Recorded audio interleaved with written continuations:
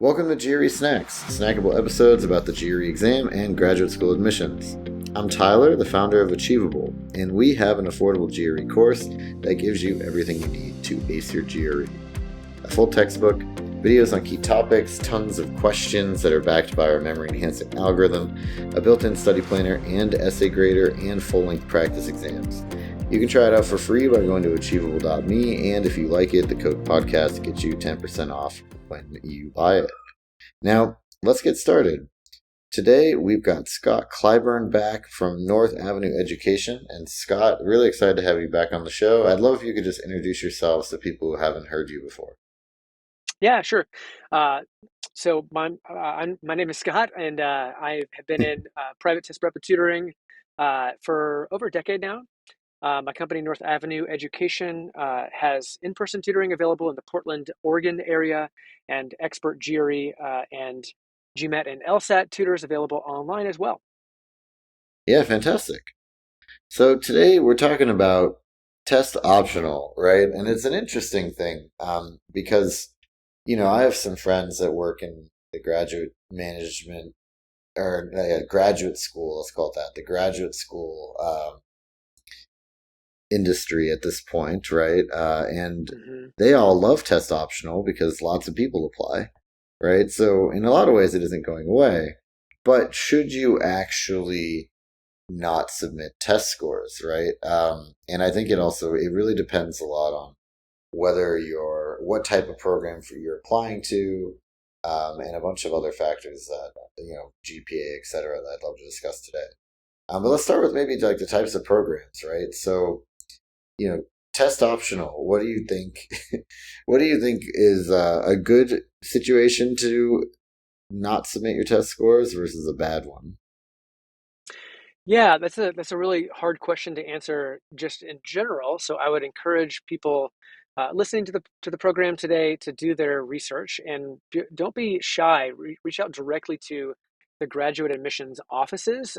Generally, they'll be very happy to talk to you and open-handed with information about what criteria they use in judging applicants and in offering admission to their programs.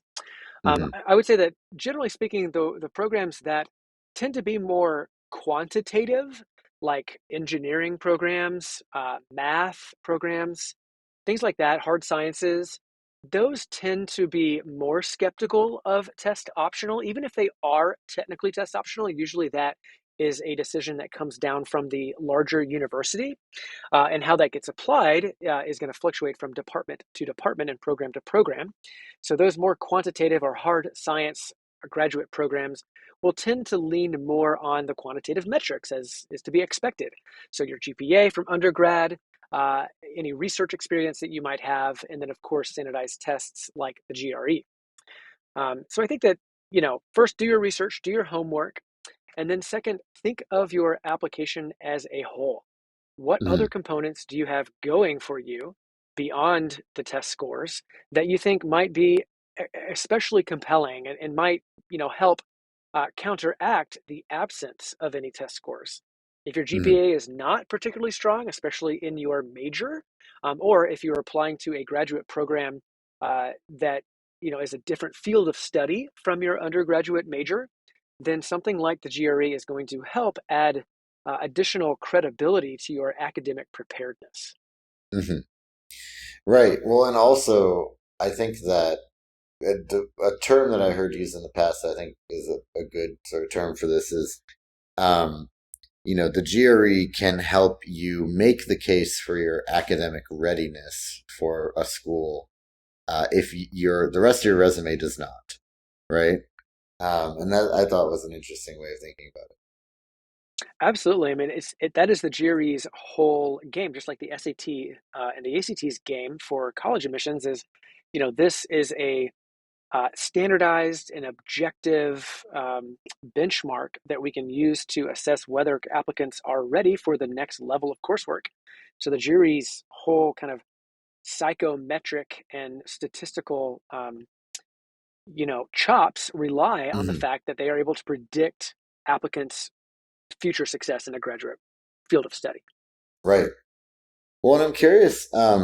So you mentioned, I mean, I thought that was a good way to break it down, talking about sort of like, the hard science graduate programs are going to be a little more skeptical, or they're going to want to see the math skills more clearly in your application. Versus, maybe like, I don't, this is kind of, it is the opposite of the word hard. So I guess I'll say the softer sciences, right? The softer science programs, or master's programs are maybe a little bit less inclined. But I'm curious if that changes at all, whether you're going for a master's versus like a PhD. Mm. Do you feel like, I mean, you tell me, right? Do people kind of go in order and they don't really consider their PhD program until they like finish their master's? Or is it more that people Mm. are applying for a PhD and they get their master's and PhD from the same place? And they're kind of like applying from undergrad with the intent of a PhD. Yeah, so there's a few different ways you can go about it. Um, Hmm. you can do what's called direct admission to a PhD, and that's where you get offered a spot in the PhD program. The assumption is that you will complete your PhD and have an advisor and write your dissertation, et cetera. Um, and you will, in the course of completing the graduate level coursework, earn a master's of science or a master's of arts in that department. Hmm. And then there's also the option to apply directly to the master's program with the intention of then applying to the PhD from within the department, which allows you to kind of develop relationships with the faculty and get to know the department and A, make sure it's a good fit for you for PhD study, and B, earn some good graces that you can call on when it comes time to actually applying to the PhD program. Right. So those are the typical two paths. Got And then it. the third thing that I'll say is that when you apply direct admission to a PhD program, sometimes you are offered as an alternative the master's. So, Mm, we work with a lot of students who apply to a bunch of PhD programs. They might not get in anywhere, but they got offered a master's spot at a particular department or program, and the kind of good faith offer there is, hey, we're going to offer you a master's spot if you do well there. Then you have a reasonably good chance of getting into the PhD. right. Yeah, that totally makes sense. It's kind of like a trial one way or a trial the other way. Mm-hmm.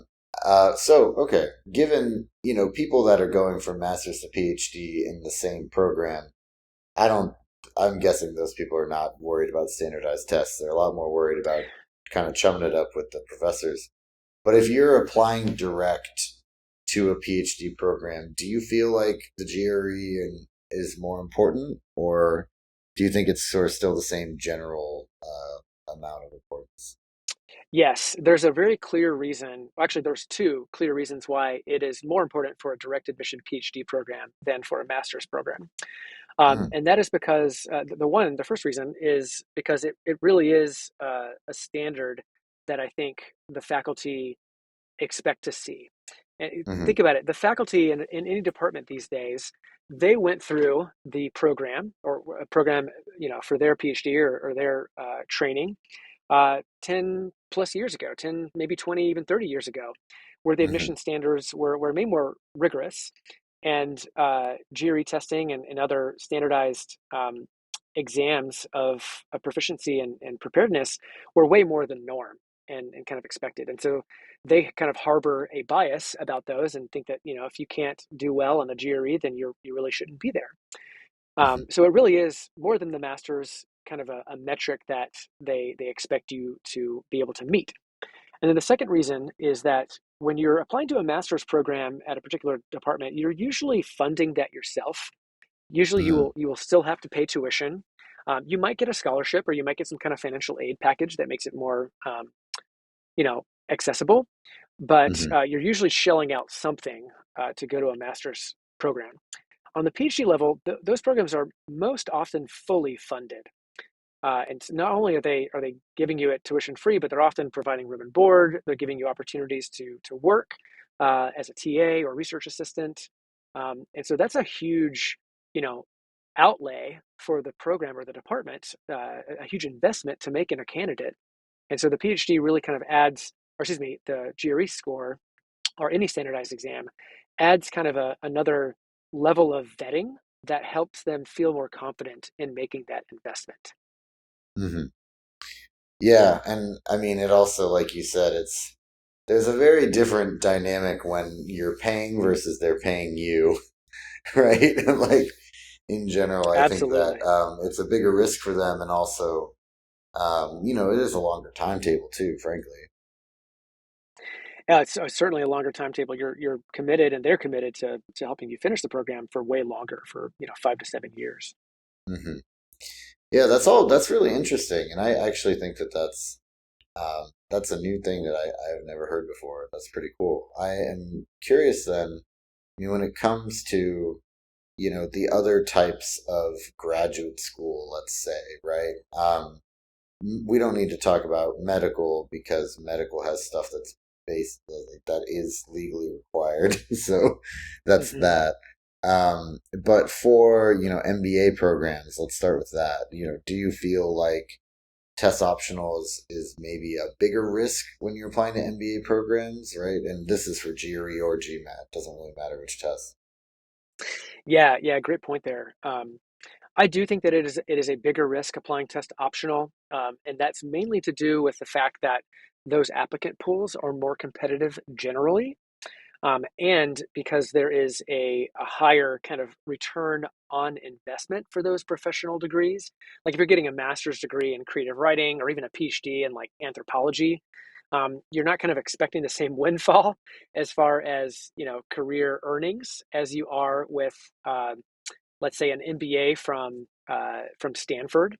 And Hmm. so I would go, if I was an MBA, a business school applicant, I would go about that process thinking pretty seriously about the return on investment and doing everything I could to make myself the most qualified and competitive applicant possible Hmm. and get into the highest ranked MBA program possible, because that is directly correlated with earnings after graduation. Yeah, that's so interesting. And it's also one of those things. I mean, I think the other side of that coin, right, is like, is the GRE going to help or hurt you? Hmm. Right? And that's kind of the thing. And I think that, or maybe the other way of putting it is test optional going to help or hurt you, not submitting Hmm. scores? And I feel like the answer for MBAs is yes. It is going to hurt you to not submit scores. And it's like you said, um, it's not because of any particular thing that like MBA schools are looking for so much as just like it's so competitive and there's such an importance on really all the quantitative metrics with MBA programs, even Hmm. more so than like master's programs, I feel like. Yeah, to go back to that point that we touched on earlier about the more quantitative and hard science graduate programs, I would put business school in that category. I mean, think Mm, about business analysts. They're extremely quantitative, extremely driven by data and metrics.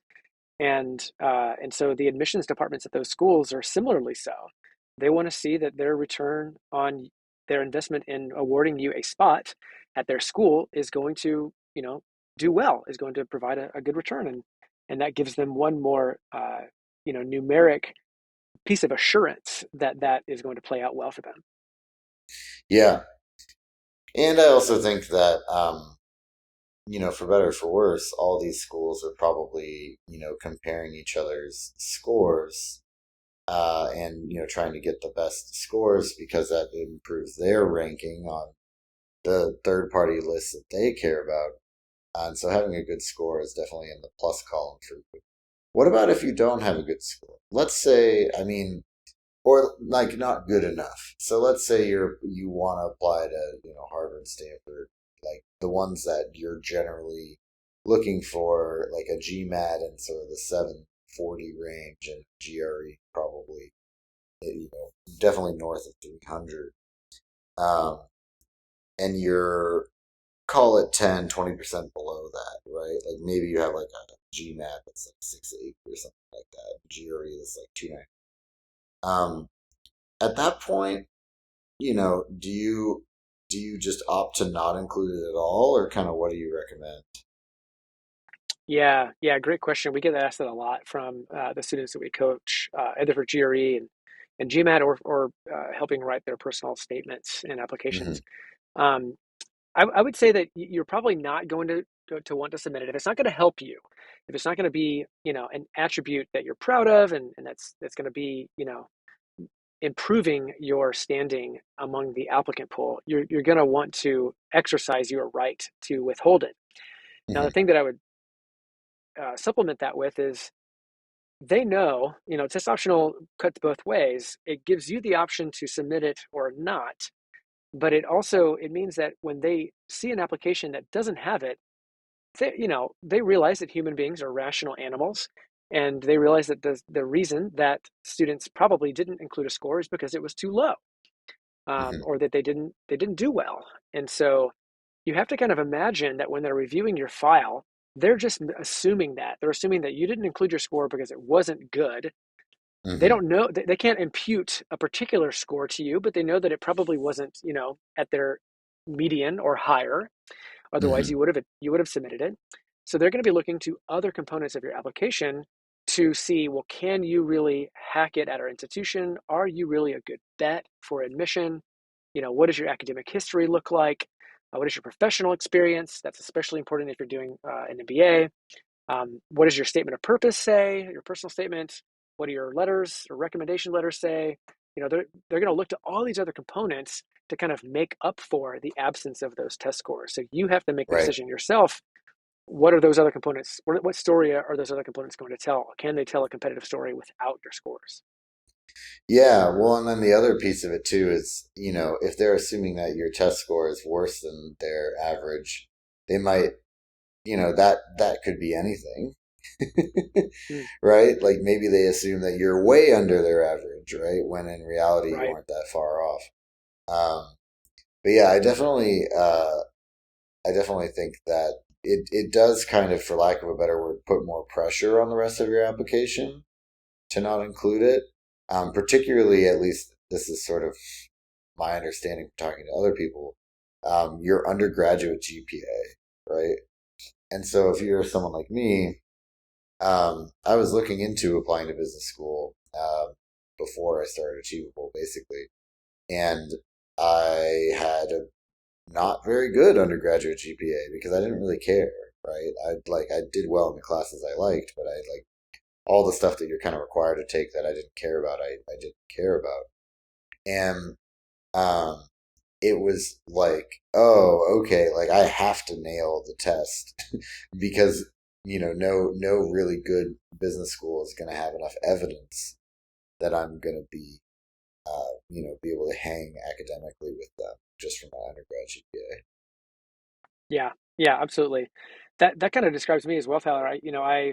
I started college in the architecture school, and then Hmm. transferred out to arts and sciences, and kind of found my major that I was crazy about, religious studies. And then when it came time to apply to graduate school, I ended up having to frame, my undergraduate major GPA, which was high, Hmm. as the most important criteria than more important at least than my total undergraduate GPA, which was less impressive. Um, so there's ways that you can do that as an applicant, but I definitely want to encourage students to consider the tests, the scores, as one of the most important ways to kind of establish your academic chops. And Hmm. the last thing I'll say about that is I think a lot of students wonder if they're not going to submit their scores, if they should address that at all in their application, if they should bring it up. Hmm. And my general rule of thumb is that was helpful, in the height of the pandemic when there were like real barriers to taking a test. Um, but it doesn't really make sense anymore. I don't think there's any good reason that you can give that you don't have a test score beyond that it wasn't good. Hmm. uh, and so I would just say to most applicants, if you're not going to submit your scores, don't say anything about it. Pretend that you didn't even know it was a option to do. Right. Play dumb essentially, and let the rest of your application stand on its own. And it also, what I'm kind of inferring from this conversation also is it sounds like everybody should at least try taking the test one time, preparing, taking it, etc., so that if you get good scores, great, right? And if you get bad scores, then you figure it out. I feel like there was like a moment, like you said, during the pandemic where people were just like, apply to grad school. Who You don't need to take a test. Like it's easy, just do the application, right? And I even see some online executive MBA programs that like advertise that way. And, like you said it earlier, what are you going to get back out of those programs, first of all? But then second of all, yeah, I think that at this point, like especially for the programs where the test is still a pretty typical part of the application, you've got to at least give it a shot. Yeah, absolutely. Take a practice test. Talk with, a trusted advisor like a admissions consultant or a tutor who can help you understand your performance and how and what might be possible if you applied yourself through preparation and studying. Hmm. Don't just, in other words, don't just take a practice test when you're really tired one Friday night and say, "Oh, that was terrible. It went well. It didn't go well. I'm not gonna, invest the time and energy in studying." Um, Right. another thing I'd like to touch on, Tyler, is in all these conversations about test optional, I found it pretty helpful at the undergrad level or the graduate level. I found it helpful to kind of remind students and applicants that colleges are businesses and they are the consumer. And so, is it true that businesses want to entice people to, consider their product, the widest possible range of people to consider their product? Yeah. Hmm. Is it true that they actually want to sell, especially if it includes, a lot of investment on their end to everybody? No, that the number of people or the pool of people who they actually want to engage with is smaller than the number of people that they want to kind of get in front of. Hmm. And I like to bring up the analogy of purchasing a car. Hmm. When you start looking for a car, you'll see all kinds of solicitations and marketing, claims like we lend to bad credit or something like that. And you're like, well, does the dealership really like bad credit? No, but are they willing to consider lending to that person or selling that person a car because it's good for them to have that person walk into their store? Yes. Hmm. That's what test optional is. It's saying, hey, even if you have, bad test scores, consider our program. Will we let you in? We're not saying that. We're just Hmm. saying that you should consider us and you should apply because ultimately that serves us. Right, exactly. Like with the new U.S. News and World Report and a bunch of other things, your acceptance rate is a key piece of how selective your school looks. And if you get more people to apply, even if they have no chance of getting in, you Exactly. still you still have more people apply, right? This is the reason why these schools will probably always be test optional officially, even if in practice it's really more like test preferred. Yeah. Yeah. Yeah. And there can be Yeah. a lot of, I think, mixed messaging around test optional, especially at the graduate level. You know, Grexit, GRE exit was a big thing a few years ago. A few Hmm. major STEM programs stopped requiring the GRE. But when you look at the comprehensive list, it doesn't tend to include the most rigorous and prestigious universities. It's universities like I'm looking at a blog post right now of a company that assembled all these test optional graduate programs. It's like Southern New Hampshire University, Colorado Technical University, Benedictine University, University of Scranton, Utica College. So, these are not the ones that you have by and large heard of or maybe have your sights set on. So do your homework, make sure that when you go into the application process and studying for the admissions tests, you have a kind of a good sense of whether the schools that you're serious about are requiring the GRE or at least, considering it strongly. I also just think that yeah, it's all kind of like what I saw with in the undergrad world, and I think it will eventually kind of make its way to the grad world. Is like there are a lot of people that are now kind of turning around on the whole test optional thing, and for the right reasons, right? Like I think MIT basically said we need these test scores to see if people can handle how hard the math is here.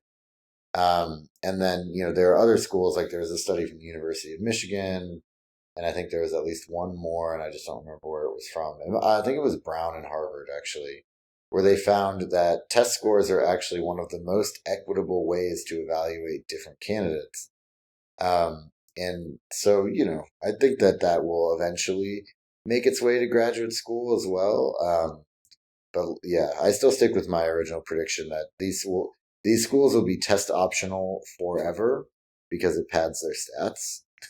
But for people that really want to get in, it probably is becoming less and less optional over time. Yeah, and it totally depends on enrollment numbers, right? Which in Mhm. turn depends on the economy. When a lot of schools started going test optional, it was because their enrollments were plunging, right? And they needed that kind of trigger to get people to apply. If enrollment, swings back up, we might see a different story. Yeah, totally. Well, great. Anything else you want to cover on this topic here? I think I'll just reiterate a bid for applicants and students to really seek out the advice of someone, whether that's Hmm. a graduate admissions consultant or someone from an admissions department who might speak, straightforwardly to them, or someone like a test prep tutor who can look at a baseline, practice test score and performance and give some advice around what might be possible with tutoring and studying. Don't make that decision on your own. There's a lot of people who are really knowledgeable and want to help out there. So reach out and do your due diligence around that.